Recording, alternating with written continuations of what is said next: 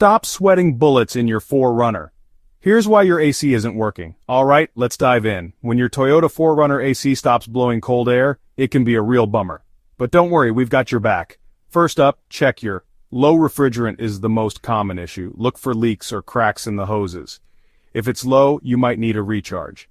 Next, let's talk about this little guy is the heart of your AC system. If it's not engaging, your air won't get cold. Listen for strange noises or check if the clutch is spinning. Another culprit could be if it's clogged with dirt and debris, it can't cool the refrigerant properly. Give it a good clean or replace it if needed.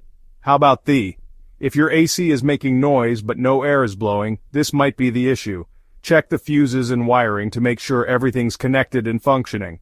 Lastly, don't forget a dirty filter restricts airflow and makes your AC work harder. Swap it out for a fresh one to keep things breezy. So there you have it.